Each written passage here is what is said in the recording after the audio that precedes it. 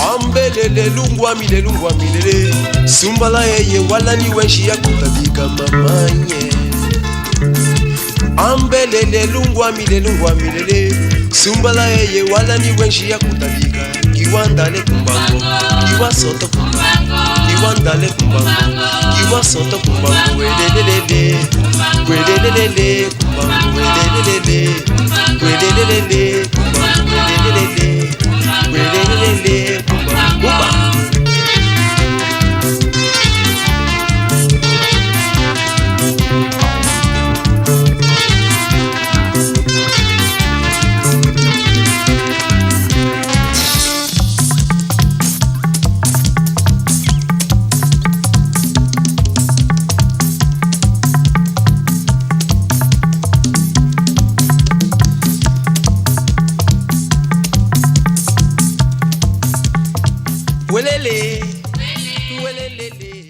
Sejam bem-vindos ao Esperto Angola.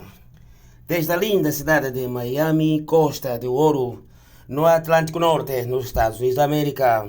É um prazer enorme para mim por me deixar entrar nas vossas casas, particularmente ali na comunidade lusófona em África, Ásia, América Latina, Europa, incluindo a comunidade latina aqui nos Estados Unidos, particularmente aqui no sul da Flórida, onde centenas de milhares de pessoas acompanham a qualquer momento e a qualquer hora no YouTube o Desperta Angola e aonde quer que o sinal deste áudio digital irá terminar a volta do globo terrestre. Eu sou Orlando Fonseca, criador, produtor e apresentador deste grande show de notícias.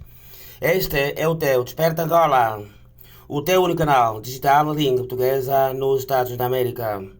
E virado para a mudança de consciências angolanos com vista à reconciliação genuína entre todos os filhos e filhas de Angola, incluindo a família do nomeado presidente de Angola, General João Manuel Gonçalves Lourenço. Subscreva o teu Desperta Angola e convida os teus familiares, amigos, etc. a fazerem o mesmo. Porque quanto mais gente subscrever o teu Desperta Angola, mais e mais o teu preferido canal digital evoluirá para o seu melhoramento e para o serviço da comunidade lusófona e especialmente para Angola. Eis aqui o ponto de vista do teu Desperta Angola. O 11 de novembro de 1975 e as estupidezes cometidas no protocolo de Lavore pelos portugueses e angolanos, particularmente pelos do MPLA e guiados pelo ditador António Agostinho Neto. A República da Namíbia é um dos últimos territórios ou países da África Austral a se tornar independente da África do Sul no continente negro. A atual República da Namíbia viria a ser uma colônia alemã na Segunda Guerra Mundial no ano de 1915 e que logo viria a ser administrada pela África do Sul sob o mandato da então conhecida como Sociedade das Nações Unidas na época.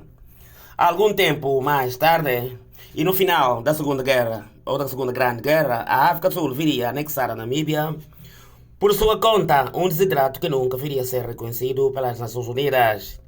Mais tarde, em 1966, a Organização dos Povos, ou do Povo da África Ocidental, a SWAPO, viria a pegarem e em espingardas, tendo conduzido a luta armada contra os ocupantes sul-africanos do regime de Pretória na época, com vista à obtenção da sua própria independência e ou a sua autodeterminação do regime dos Boers e vigente na época no país do Arco-Íris. Por volta do ano de 1988, na véspera do término do fim da Guerra Fria, o regime de Pretória viria a aceitar o fim da sua gestão da República da Namíbia.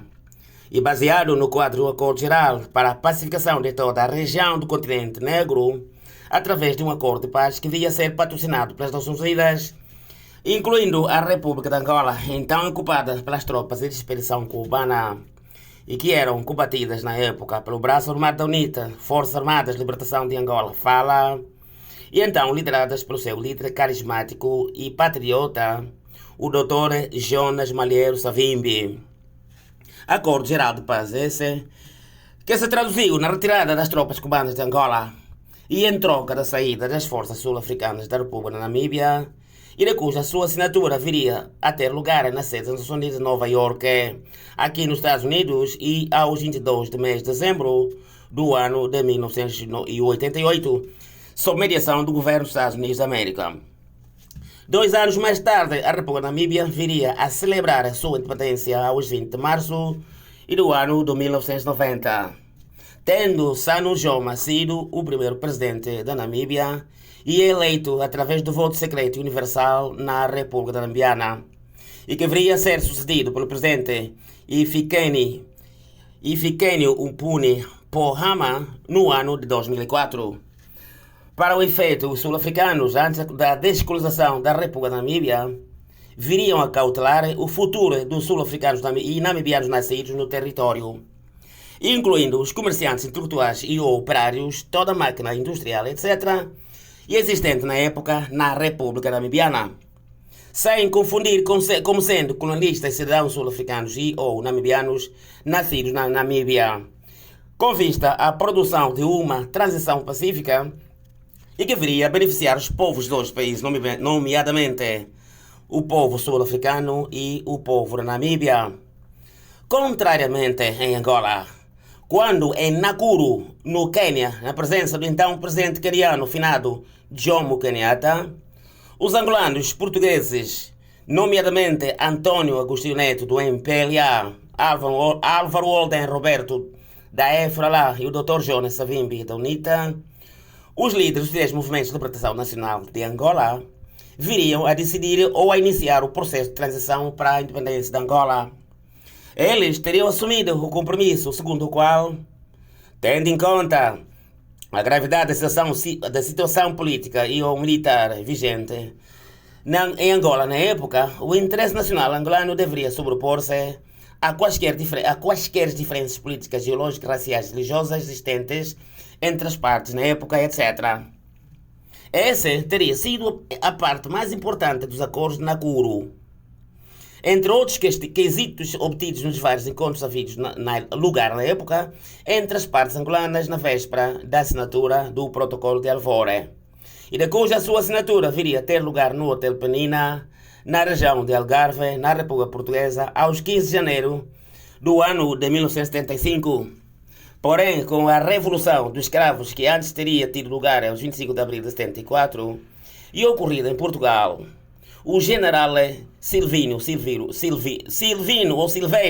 Marques, governador-geral de Angola na época, incluindo o próprio general António de Spínola, viriam a se desentender com os membros dos movimentos das Forças Armadas MFA ou os Capitães de Abril, nomeadamente António Saraiva de Carvalho, entre outros, do ponto de vista dos termos do texto acordado em Alvore, tendo prevalecido a inveja dos colonizadores portugueses sobre os outros portugueses comerciantes nascidos em Angola e que teriam sido ou tido as suas vidas feitas no território, muitos dos quais são em Angola. Só Angola, melhor dito, era o país que conheciam e não Portugal da época. Logo, como consequência, Neto e o seu cunhado Rosa Coutinho foram instigados pelos colonialistas portugueses e com vista a promover criminosamente brutais sabotagens criminosas e que viriam arrastar em Angola, ou arrasar, melhor dito, em Angola, todas as infraestruturas e antes construídas com tanto sacrifício pelos portugueses e angolanos no território,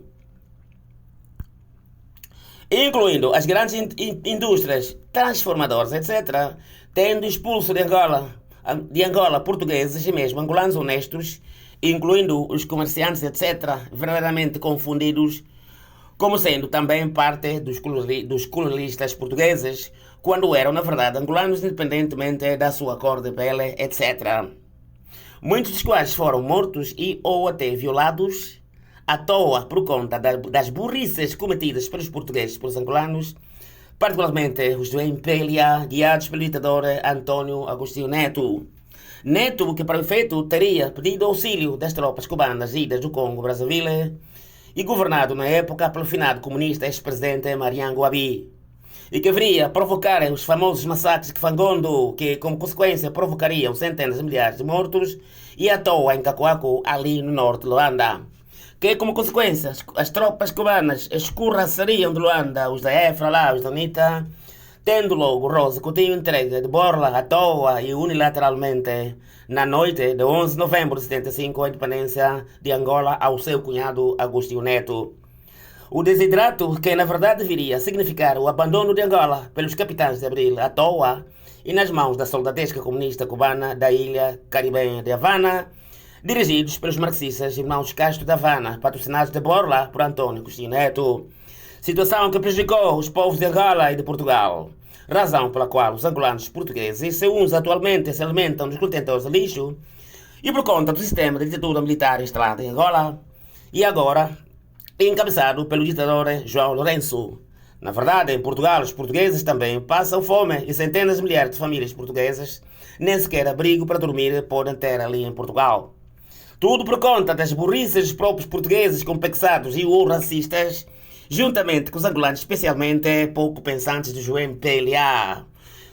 Como consequência, o caso do sanguinário primeiro ditador António Agostinho Neto, ele teria sido o principal culpado da atual hecatombe angolana. Foi o teu ponto de vista do teu Desperta Angola neste 11 de novembro do ano de 2022. E depois do ponto de vista do teu Desperta Angola, eis aqui as notícias de Angola. Proposta de lei de amnistia do general João Lourenço visa ilibar aqueles que desviaram o erário público angolano, declarou o académico Marcolino José Carlos Moco em Luanda. Não adianta nem dizer os seus nomes. Melhor dito, o também ex-primeiro-ministro angolano e secretário executivo da CPLP, Marcolino José Carlos Moco. Essas pessoas são conhecidas por todos e estão próximos do presidente João Lourenço. Concluiu o Dr. Moco num artigo que vocês podem ler no site Angola 24 horas online. Os roubos descarados de João Leonardo, presidente do Tribunal Supremo e amigo e pupilo do general João Lourenço, somam e seguem em Luanda. Em causa está outra vez e uma vez mais, e agora para completar, a contratação das empresas do próprio filho e do seu próprio sobrinho, e que têm prestado serviço a várias instituições de justiça, onde têm sacado fundos públicos do Estado angolano que se fartam a favor da família de João Leonardo. São, nomeadamente, as empresas Imporlab, que presta serviço de limpeza, jardinagem, etc., ao Tribunal Supremo, e vários outros edifícios ligados à justiça angolana e que são empresas, no fundo, pertencem ao próprio João Leonardo, e que faturam mais de 100 milhões de kwanzas, melhor dito, mensalmente, e roubados dos cofres do Estado angolano. A outra empresa, nomeadamente a Maiva Gestão e Investimentos Limitada, é controlada pelo sobrinho de João Leonardo, nomeadamente Vítor Domingos Malutiri e Valdano Jesus Humberto Canjige. Então, melhor dito, entre as empresas da família do presidente do Tribunal Supremo, João Leonardo, e que passam a vida a sobrefaturar centenas de milhões mensalmente e roubar dos cofres do Estado angolano a seu favor. Disse uma fonte do prestigioso site angolano Angola 24 horas online. Olha, compatriotas, antes de eu prosseguir com os comentários, né, deste teu show de notícias deste 11 de novembro de 1922, né, do ano em curso, eu gostaria de dizer o seguinte. Olha, ontem como vocês sabem, ou se não sabiam, passou um furacão aqui no sul da Flórida, né? Passou uma tormenta, né, como se diz em espanhol, aqui no sul da Flórida. E eu, de facto, fiquei em casa por 2 dias, né? Só hoje é que eu regresso ao trabalho, né? Fiquei em casa 2 dias aí. E ontem, acidentalmente, entre aspas e por azar, né? Entre aspas, né? Eu aqui, minha casa, se você não sabia, hoje em dia, através da internet de alta velocidade, já não é necessário você pagar a televisão por cabo, né? Tanto razão pela qual na minha casa tem um pequeno dispositivo onde eu tenho acesso a mais de 12.500 canais de televisão. Logo, tenho a TV Zimbo, vejo tudo em Angola, né? Entre aspas, eu vejo, não é? O teu camarada Lourenço, não é? Entre aspas, quando ele está onde quer que esteja, eu sou capaz de vê-lo aí, né?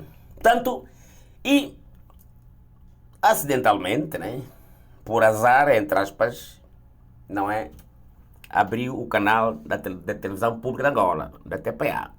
E aí estavam uns aventureiros, doutores, aventureiros aí, né, a analisar o tema das eleições intercalares, não é, que tiveram lugar, né, aqui nos Estados Unidos, dia 8 de novembro. Então, eles estavam aí, os aventureiros, incluindo o moderador da televisão pública de Angola, né, que é um desastre. Olha, eu quero dizer-vos aqui o seguinte, né, camarada Lourenço, né, o camarada Brutamontes do presidente que temos aí. Olha, Angola necessita de investimentos, não é, sérios na educação. Porque hoje em dia, não é, se vocês não sabiam, fiquem sabendo, não é, quando se está a falar na televisão pública ou em qualquer órgão de informação, não é? Ali em Angola, não é? Vocês são escrutinados pelo mundo inteiro, não é? Desde o Oriente Médio para o Ocidente e da República Federativa do Brasil para o Japão. Por quê? Por conta do que eu vos disse atrás. Qualquer pessoa interessada no tema angolano, né, por exemplo, e que queira, se calhar, recorrer aos órgãos de informação massivos públicos do Estado angolano, facilmente chega a escutar a televisão pública. Logo, vocês são escrutinados, repito, pelo mundo inteiro. Por isso não mandam aventureiros ali para falar, para dizer as regras. Não é? A ideia é que também, vocês devem se lembrar que na comunidade lusófona era suposto Angola, eu diria, estar em segundo lugar depois do Brasil, se não em primeiro lugar. Porque para todos os efeitos, né, antes de 65, não é, antes dos portugueses saírem de Angola, não é, a cidade de Luanda, só a cidade de Luanda sozinha, era mais limpa do que Rio de Janeiro e São Paulo juntas. Vocês não sabiam, era Europa aquilo. Eu cresci no tempo colonial, não é, eu estudei, não é, a língua de Luís Vaz de Camões ali em São José do Pombo, no Sansa Pombo, no tempo colonial, né? Tanto quem estivesse em Sansa Pombo nem se lembrava de ir, por exemplo, ao Negajo ou ao Puri, naquele tempo. Era Europa, se você não sabia. Portanto, repito, naquele tempo, só a cidade de Luanda, não é, sozinha, era mais limpa do que a cidade de Rio de Janeiro e São Paulo juntas, não é? E do ponto de vista, inclusive, da evolução, Angola era a chamada pérola da África Austral do tempo, melhor dito, na época. Portanto, deveria ser, na minha opinião, não é, o país lusófono, eu diria, não é, o guia. Angola deveria ser, não é, o guia dos países lusófonos nessa altura e não o Brasil, não é, e muito menos Portugal. Mas, repito, em virtude dos MPLA haverem apostado, não é, em dizimar os quadros angolanos, a maior parte dos quais foram, não é, massacrados aos 27 de maio de 77, razão pela qual temos hoje naquele país, não é, centenas de milhares de doutores com letras minúsculas, porque o doutoramento, se você não sabia, é a vida. É aquilo que você demonstra aos outros todos os santos dias, não é? Do ponto de vista do conhecimento, não é? Acadêmico, cultural, etc. Não é? Isto é que significa o doutoramento. Portanto, o que eu vi ontem foi um desastre. Não tragam, repito, pessoas inocentes para analisar temas sobre a política interna ou externa dos Estados Unidos da América, se essas pessoas não estão formadas convenientemente para o efeito. Porque andavam a dizer evasivas, se vocês não sabiam, e o mundo inteiro a ver. Portanto, vocês do MPLA tornaram o nosso país como sendo um país periférico. Um país, eu diria, substancialmente periférico, por conta, não é, da ausência total, né, eu diria total, de investimento, não é, na área de educação, razão pela qual temos em Angola, ou, melhor dito, Angola é o país que mais produz doutores, mas doutores que não podem oferecer ou regalar nada do ponto de vista do conhecimento, né, sobre aquilo que significa o doutoramento de facto e de jure aos povos de Angola. E, particularmente, ao mundo lusófono, não é? E, ou, como consequência, a todo o mundo. Portanto, repito, não tragam gente inocente, não é? A falar sobre os temas da política interna e externa dos Estados Unidos, quando essas pessoas são simplesmente inocentes, né? Não os tragam. Vocês estão sendo escrutinados pelos brasileiros, pelos cabo-verdianos, pelos portugueses, pelos timorenses, pelos santomenses, pelos moçambicanos, etc. E etc. Portanto, vocês transformaram Angola num país periférico por vossa conta, pela estupidez, razão pela qual, de resto, também temos o Presidente da República que temos, que é, entre aspas, na minha opinião, o homem menos inteligente de Angola.